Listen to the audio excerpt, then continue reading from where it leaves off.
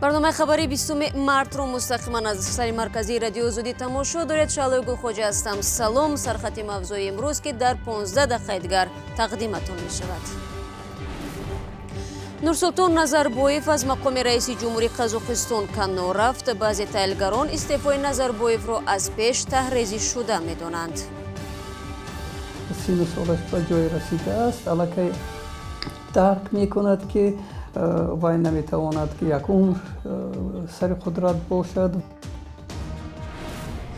فوراً آزاد کنید. 9 سازمان حامی حقوق خواستار رهایی به قید و شرط محمدعلی حیت از زندان شدند. و فولگیری نوروزی دهقانان توجیک از قبل معین می کنند که کدام نوع غله‌دانه در این سال حاصل فراوان خواهد داد. انا سبزی همین قدر دلیل است. انا که این سال سالی سال خوب آمده شده. روز چهارشنبه قاسم جمعرت توکایف به عنوان اجرا کننده مقام پرزیدنت قزاقستان سوگند یاد کرد. او یکی از شریکان نزدیک نورسултон نظربایف رئیس جمهوری سابق قزاقستان است. نظربایف که 30 سال زمام قدرت را در دست داشت، روز 19 مارت غیر انتظار اعلان کرد که از مقامش کنار می رود. نظربایف با وجود ترک مقام رئیس جمهوری به عنوان پیشوای ملت باقی می ماند. طوری به نظر می رسد ساکنان الماتا اظهارات دیروزه نظربایف را آرامانه قبول کردند. با یک تعبیر در قزاقستان مرحله تاریخی به پایان رسید. رئیس جمهور نورسултон نظربایف که از سال 1992 قدرت را در دست داشت، روز 19 مارت اعلان کرد که به استعفا می رود. عین زمان او رئیس شورای امنیت قزاقستان و رهبر حزب نورآتن خواهد ماند. این خبر در بین ساکنان الماتا هیاهویی را برپا نکرد.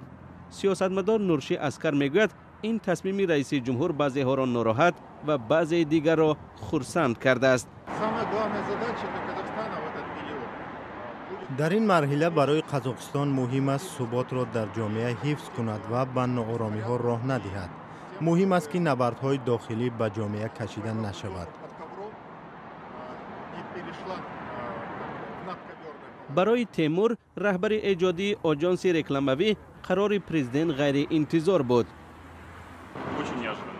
بسیار ناگهانی و غیر انتظار بود، ولی به نظرم همه چیز باید با آرامی بگذرد. برای یاروسلاو کاندراتیف که کارگزار است، انتخاب روز و وقت اعلان استعفا حیرت آور بوده است. دقیق ترش این یک تشبوس خوبی مبلغان پرزیدنت است، زیرا این سنه خوب در خاطر میماند. 19 مارت سال 2019 و ساعت 19.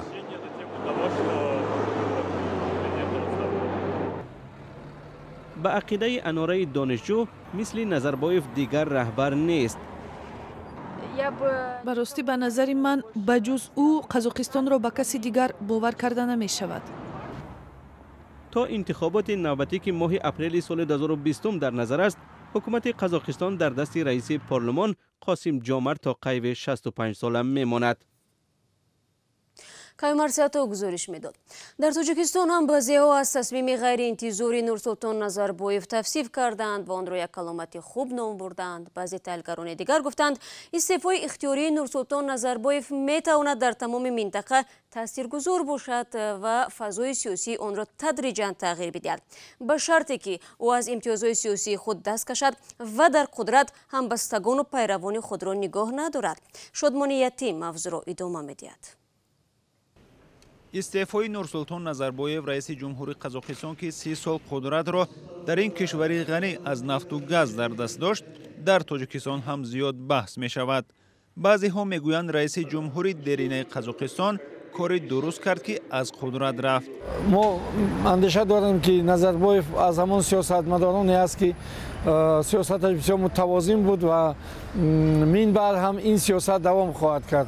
بخصوص که خودش اظهارات داده است که در هیئت شورای امنیت و در بعض دیگر ساختارهای مهمی دولتی این کشور اشتراکی فعالانه خواهد داشت. با عقیده ایده دیگر از تحلیلگران تاجیک، رفتن نورسултон نظربایف یک کار رمزی است، چون به حیث پیشوای ملت در قزاقستان در سیاست‌های کشور تأثیر زیاد خواهد داشت. به اون معنی نیست که وی پورا سر قدرت می رود، بلکه تا یک مدت معین از اون منصب هایی که از اون وظیفه هایی که دارد استفاده می کند تا اینکه این شخصی نوی که سر قدرت می بیاید از خط مشی که او کشیده است بیرون نرود. عبدالملک قادیروف همچنین میگوید استعفای نظربایف ظاهرا اقدام برای جلوگیری از مخالفت‌های احتمالی هنگام انتقال قدرت است. به قول اون نورسولتون نظربایف دیگر درک کرد که از این بیشتر در حکومت ماندن نمیتواند. مقصد از این استعفا اون است که نظربایف که 30 سالش به جای رسیده است الکی درک می کند که وی نمیتواند که یک عمر سر قدرت باشد و به خاطر آن که انتقال قدرت به یگان حادثه ناخوش، به یگان تشنج در کشور رخ دهد و این اقدام را پیش گرفت. بعضی ها از کاربران شبکه‌های اجتماعی از تاجیکستان در فیسبوک نوشتند که شاید دیگر رهبران دیرینه آسیای مرکزی هم از نورسولتون نظربایف عبرت بگیرند. بعضی دیگر گفتند بسیار شادی نکنید زیرا اصلا چنین نخواهد شد. و چند ساعت پیش معلوم شد که دقیقاً نظربایف 55 ساله دختری کلونی президенти سابق قزاقستان رئیس سенات پالاتای بالایی پارلمانی کشور انتخاب شده است. بر اساس کنستیتوسیا همکنون اون نفری دوم در حکومت قزاقستان است که در حالتهای ضروری رهبری کشور می شود. رو می‌آوریم به موضوعهای دیگر. نو سازمان حامی حقوق بشر از حکومت تاجیکستان خواستند که محمدالî ҳайит را فوراً و بی قید و شرط از زندان آزاد کند. مسئولان سازمان ها روز 20 مارس از جمله هیومن رایتس واچ و کمیته نروژی هلسینکی از دیپلمات‌های مقیم دوشنبه خواستند که برای دیدار با محمدالî ҳайит و زندانی‌های دیگر اجازه بگیرند و رهایی فوری آنها را طلب کنند. محمدالî ҳайит یک عضو ریاست عالی حزب ممنوع نهضت اسلامی سال 2015 دستگیر و بعد یک سال در مرافعه پس درهای بسته به حبس ابد محکوم شد. همسری ҳайит هفته گذشته گفت که شوهرش در زندان شکنجه می شود و سخت بیمار است. ولی مقامات اداره زندان ها در تاجیکستان خبر شکنجه شدن ҳайит را رد کردند. محمدالî ҳайити 62 ساله در بازداشتگاه رقم 1 دوشنبه نگهداری می شود. سورینیسو جورابک و همسری ҳайит به سازمان های حقوق گفته است شوهرش به کمک طبی دسترسی ندارد و نگران است که در نتیجه شکنجه در زندان خواهد ففتید. می‌خواهید هر روز اخباری تازه از تاجیکستان را بخوانید؟ پخش زنده، خبر، گفتگو، گزارش و تحلیل از جای حادثه، نظر تحلیلگران. مستقیم در تلفن شما از زمینه رادیوی آزادی.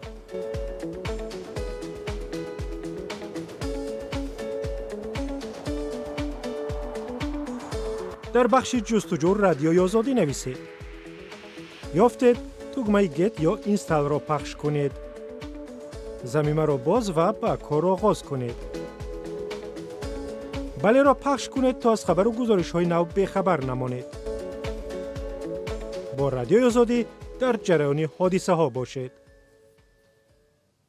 شما برنامه خبری رادیو آزادی رو تماشا دارید. روز گذشته شرکت مشترک توجیکی و ازبکی تالکو کرانتاس نخستین ماشین‌های تولید کرده‌اش را معرفی نمود.